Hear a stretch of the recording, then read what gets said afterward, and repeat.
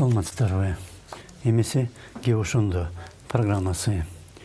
Жогорку кеңеш бүгүн 105 добуш менен Кубатбек Бороновду өлкөнүн жаңы премьер-министр кылып бекитип, күзүндө боло турган парламенттик шайлоону адилеттүү өткөрүүнү табыштады.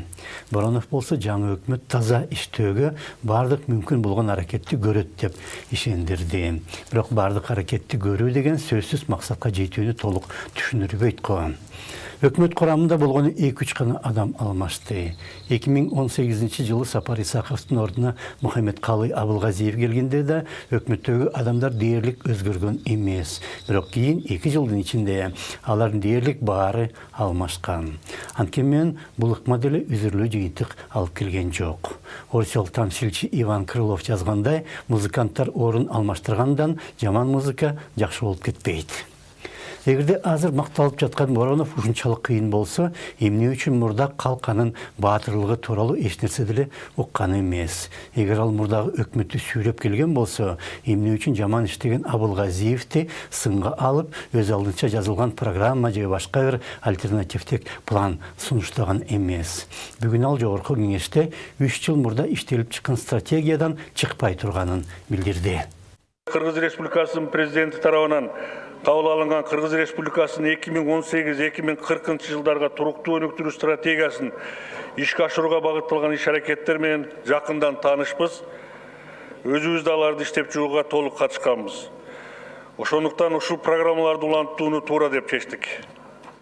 Өкмөт ишинин багыты мурдагыдай эле калат деген, бийлик мурда тандап алган багыт туура жана биз дайым туура иштейбиз. Жоңгоно кээ бир адамдар ката кетирип койду. Аларды алмаштырсак эле кайрадан туура нукка түшөбүз дегенди билдирет. Бирок бир эле адам бир-эки ката кетирип койгон болсо, эмне үчүн өлкө ушунча жылдан бери экономикалык кризистен чыга албай келет жана эски ыкмалар абалды оңдой алабы?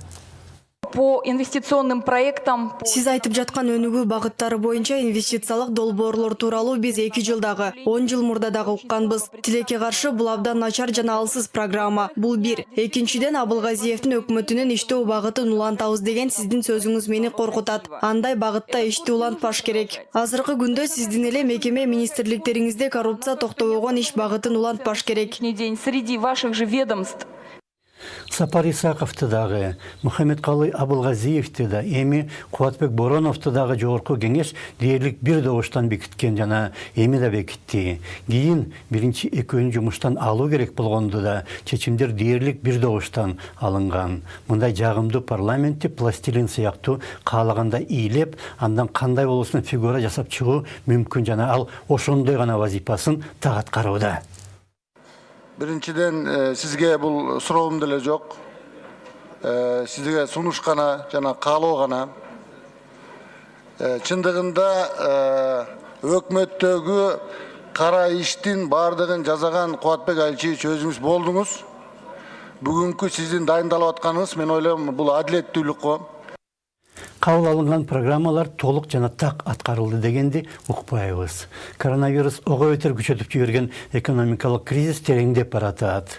Аскар Акаевдин учурунда Ак үйдүн 7-чи кабатына жеткен коррупция азыр анын чатырынан да ашып түштү. Бийлик кызматына адамдар бир гана максат менен байыш үчүн орношот жана кызматтан алып салаарга чейин мүмкүн болушунча көбүрөөк уурдап алууга умтулат. Парламентте деле кээде сын пикир айтылат дечи, бирок ал сынга бийликтин эч бир кабатындагы бир дагы кызматкер көңүл да буруп койбойт.